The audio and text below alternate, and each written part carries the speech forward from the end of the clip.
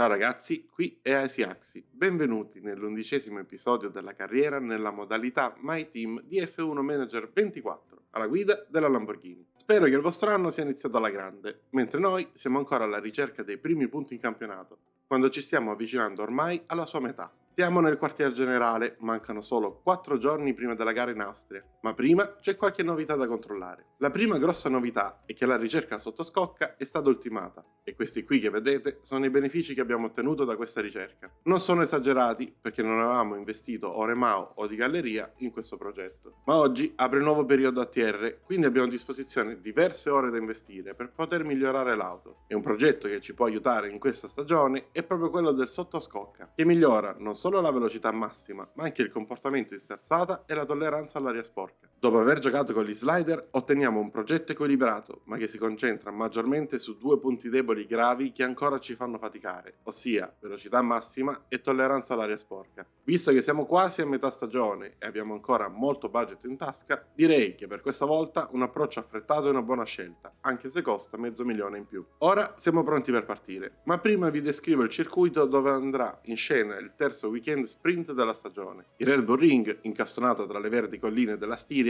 è un circuito che combina velocità mozzafiato con una tecnica raffinata, rendendolo uno dei tracciati più amati del motorsport. I piloti affrontano rettilini lunghi e sezioni veloci, che esaltano la potenza delle vetture e creano grandi opportunità per battaglie ruota a ruota. Il settore finale del circuito è un banco di prova per la tecnica di guida. Qui, curve più strette e insidiose richiedono un controllo perfetto, mettendo alla prova la concentrazione e la sensibilità dei piloti. Insomma, non è un circuito banale su cui correre. Inoltre, avremo pioggia in quasi tutte le sessioni. Non sarà semplice. Gli obiettivi di gara rimangono gli stessi: uno di media difficoltà per Giovinazzi, che ha anche la macchina più performante, oltre a migliore esperienza, ed uno più semplice per Berman, che manca anche di un aggiornamento alla sua vettura.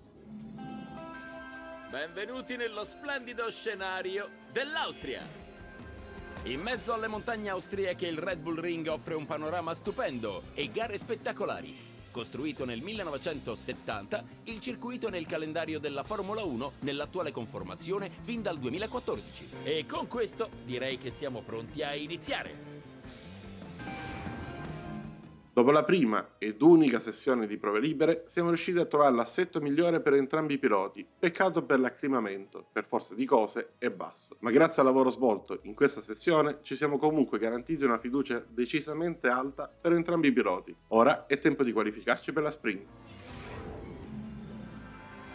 Benvenuti a tutti! Siamo alle qualifiche per la sprint. I piloti sono quasi pronti. Nel Q1 Giovinazzi riesce a prendere l'ultimo posto disponibile per il Q2 con 2 decimi di vantaggio sul primo degli eliminati. Marino invece Berman, che si deve accontentare del 20° posto in griglia. Siamo in macchina con Giovinazzi nel Q2. Siamo gli unici ad esserci lanciati alla fine della sessione. Non so perché, ma abbiamo una possibilità gigantesca.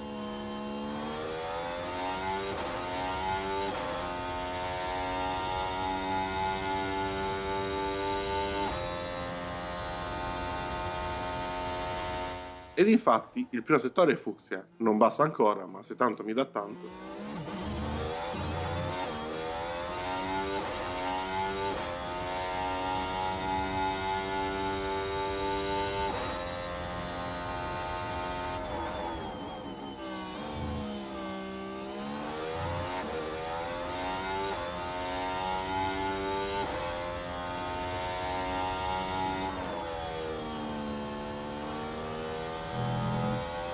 Ed anche il secondo settore è record. Se Antonio riesce a portare l'auto al traguardo, potremmo davvero sperare.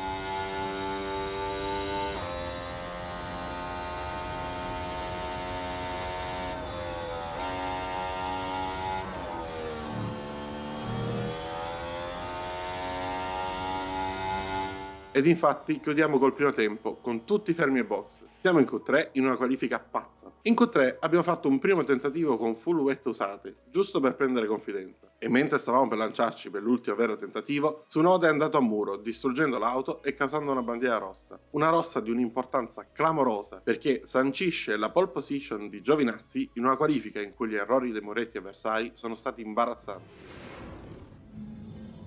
Siamo tornati ed è tutto pronto per rientrare in pista, con i piloti che si preparano alla sprint. Strategie diverse per i nostri piloti in vista della sprint di oggi. Giovinazzi partirà davanti a tutti con la gomma gialla, nel tentativo di riuscire nei primi metri a prendere spazio da quelli fuori dai punti, per poi farsi trascinare dai DRS di tutti quelli che inevitabilmente lo supereranno. La gomma bianca invece è la scelta per Berman, per averla più fresca nel finale di gara. Qui in Austria è tutto pronto per la sprint. Si spengono le luci e via, partiti!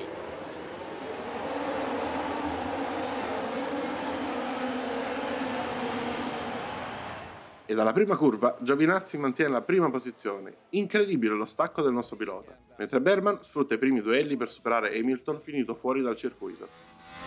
È a portata di mano. E porta a casa il sorpasso.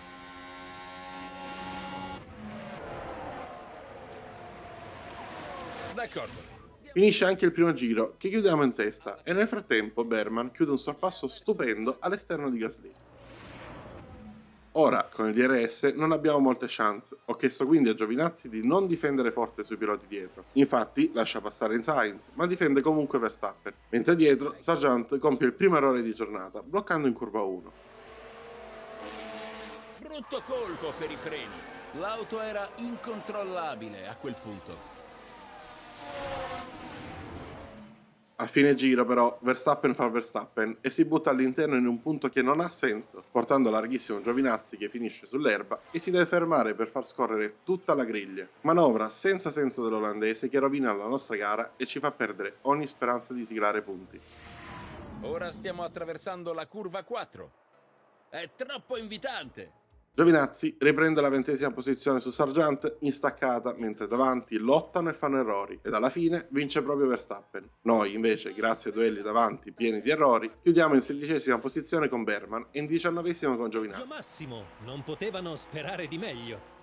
Che peccato aver trovato Verstappen proprio in quel punto. Oggi abbiamo assistito a una competizione serrata e questa sprint ha lasciato diversi piloti a bocca asciutta.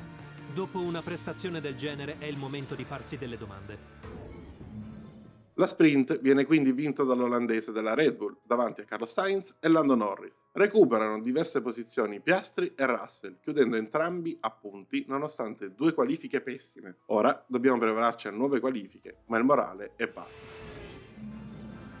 C'è tensione in pista mentre entriamo nella prima fase di qualifiche. Siamo sempre in auto con Antonio a metà dell'ultimo tentativo e ci troviamo Bottas in traiettoria che ci ostacola.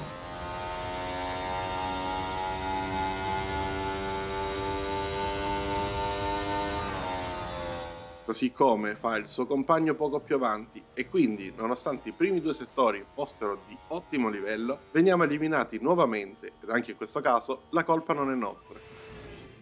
Quindi domani partiremo nelle ultimissime posizioni, con una sola auto dietro di noi. Fino ad ora è stato un weekend pessimo. Vediamo nella gara di domenica se saremo leggermente più fortunati. Il Q3 vede Verstappen prendersi la pole davanti a Leclerc e al compagno di squadra, mentre Stroll batte finalmente Alonso chiudendo in 10ª posizione questo Q3. Sui monti dell'Austria le squadre sono quasi pronte per i 71 giri della gara di oggi. Sul circuito di Spielberg tutto si decide nei frequenti sorpassi. Le zone DRS sono alleate di chi riuscirà a tenere le gomme nelle condizioni migliori.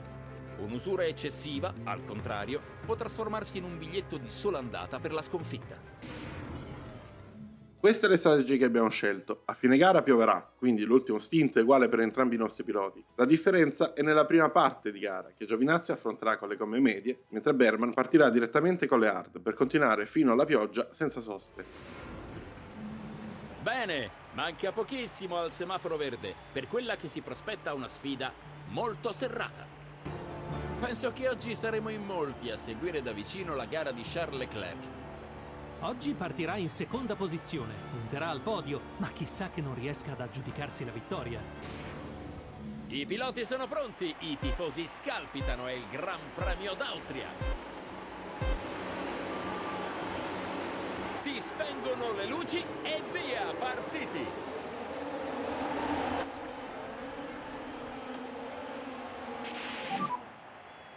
Buono stacco per i nostri piloti, anzi, Antonio riesce ad affiancarsi ad una Sauber in curva 1, ma un incidente davanti a lui lo blocca ed alla fine Bottas mantiene la sua posizione. Antonio non molla però e alla fine del rettilineo successivo prende l'interno ad Ocon ed in trazione riesce a guadagnare la posizione sul pilota francese. Mossa che vale la 18ª posizione. Si accende anche Berman, che alla stessa curva prende l'esterno alla Williams di Sargent ed esce tanto più forte, prendendo la 20ª piazza e mettendo nel mirino Ocon. E con questo passa in 20ª posizione. Nel terzo settore, Giovinazzi effettua un sorpasso tanto pulito quanto spettacolare ai danni di Alonso, al momento in difficoltà, mentre dietro il suo compagno di squadra supera Ocon con una manovra molto simile. Bravissimi entrambi i nostri piloti. Il sorpasso. Purtroppo adesso Ocon ha DRS e può reagire, riprendendosi la posizione ai danni del nostro pilota. Tuttavia, Berman è tosto quando riesce a concentrarsi e il giro successivo restituisce il sorpasso a Ocon nella stessa curva, ma prendendogli l'esterno.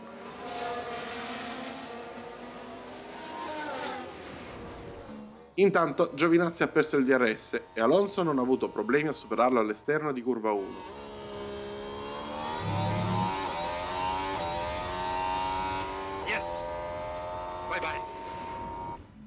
Qualche giro più tardi, Bottas e Zhou si toccano in curva 4, finendo entrambi in ghiaia. E non è la prima volta, visto che è successa la stessa cosa durante la gara sprint, ma con meno danni per la scuderia. E non è l'unico incidente, perché davanti Albon viene toccato sull'anteriore sinistra da Tsunoda. Il contatto fa perdere il controllo ad Alex, che finisce quasi contro le barriere. Un giro dopo, noi ci fermiamo per la prima sosta di Antonio. 2,5 e nessun errore. Possiamo essere soddisfatti. Siamo invece molto meno soddisfatti dal nostro centro meteo, perché la pioggia arriva decisamente in anticipo rispetto alle previsioni. Quindi, dopo un mini stint abbastanza noioso, dobbiamo fermarci nuovamente. Messe le intermedie, Antonio si è rimesso a caccia, superando la Haas con una manovra aggressiva ma sempre pulita. Mossa che vale la 18ª posizione.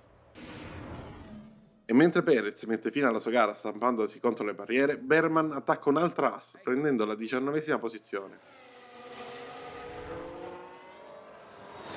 E porta a casa il sorpasso. Purtroppo poi succede ben poco. Leclerc vince in una gara pazza. Una vittoria strepitosa. A volte diamo per scontata l'abilità di questi piloti, ma decisamente non oggi.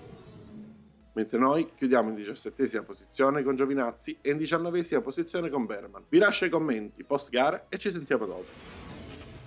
È il momento di Charles Leclerc. Il pilota monegasco ha assolutamente meritato questo piazzamento sul podio. La sua seconda vittoria stagionale. Oggi ha dimostrato tutto il suo talento in pista. Chiudere sul podio qui in Austria è stata una bella montagna da scalare per questo terzetto di testa. E dall'Austria si chiude questo weekend. La prossima tappa ci porterà nel cuore del Regno Unito. Preparatevi al grande spettacolo di Silverstone, la culla della Formula 1.